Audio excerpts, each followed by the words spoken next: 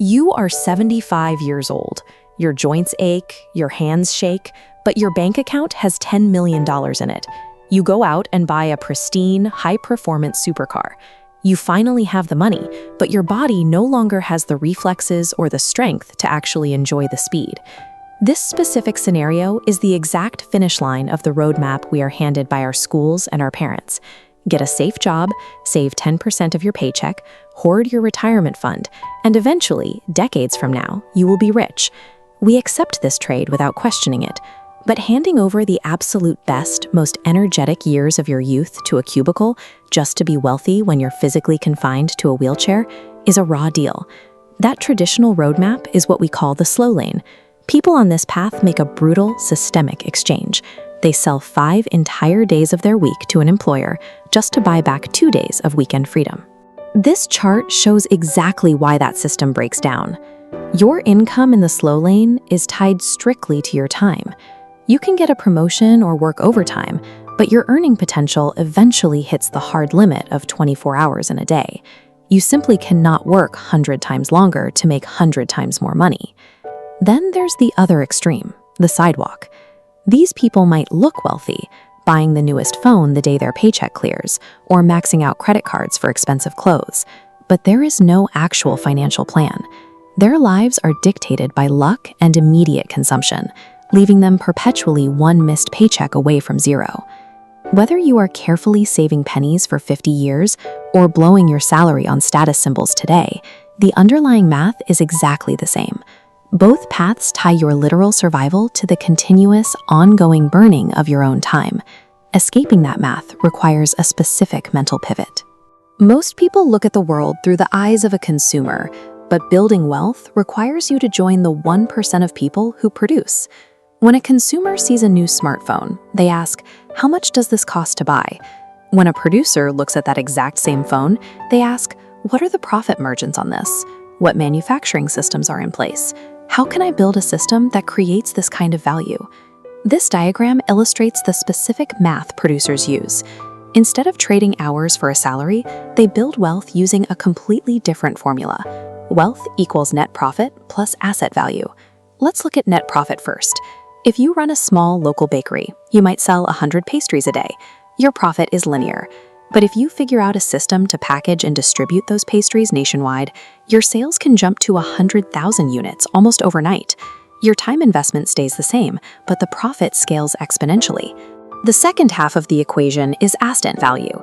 You cannot sell your corporate job to someone else.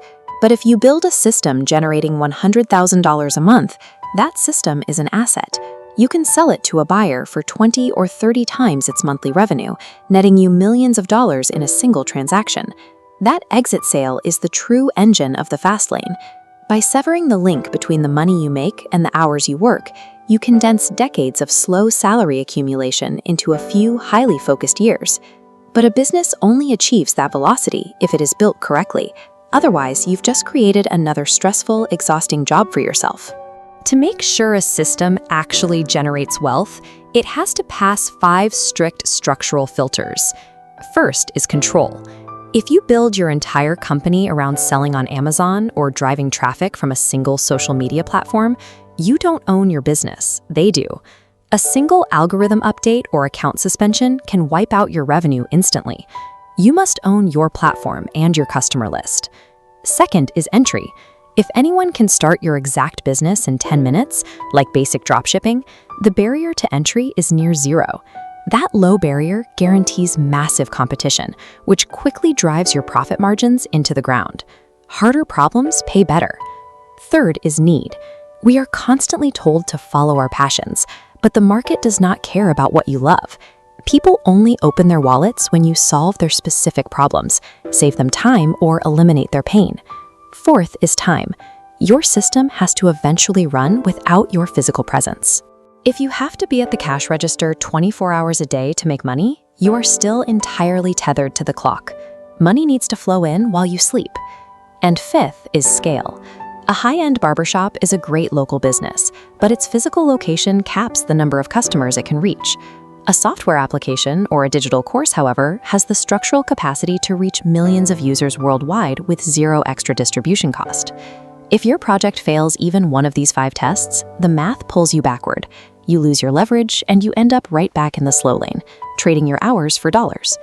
Even if you find a concept that passes all 5 filters, there is a catch. The idea itself is worthless. You've probably seen a new app launch and thought, I had that exact idea a year ago, but the person who built it got paid, and you didn't. Execution is the only metric the market recognizes. Many founders spend 6 months crafting a 50-page business plan, trying to predict exactly how the market will react. That wastes critical momentum. The market never behaves exactly how a theoretical document predicts it will. This loop shows a much faster approach. Instead of predicting the future, launch the simplest working version immediately. Let actual customers use it, complain about it, and tell you what they want. That raw feedback becomes your actual business plan. Rapid, messy iteration against real market friction will always build wealth faster than a flawless theory trapped in a vacuum. Speed forces you to fix your mistakes in real time. But why build all this speed in the first place? Accumulating a large bank balance serves no purpose if the process destroys the life it was meant to fund. $100 million is worthless if you're working 15-hour days while your health and relationships collapse. Look at this diagram. True wealth requires 3 structural pillars to remain standing: relationships with family and friends, and absolute physical and mental health. The third and most vital pillar is freedom. This is the ultimate right to choose what you do, where you go, and who you spend your time with, without asking for permission from a boss or a client. That is the actual purpose of the fast lane. The goal is to build a self-sustaining financial system that generates enough leverage to permanently buy back your time, protect your health, and give you your freedom while you still have the youth to actually enjoy it. Drop a comment below with your thoughts, hit subscribe, and share this video to make sure you see the next installment.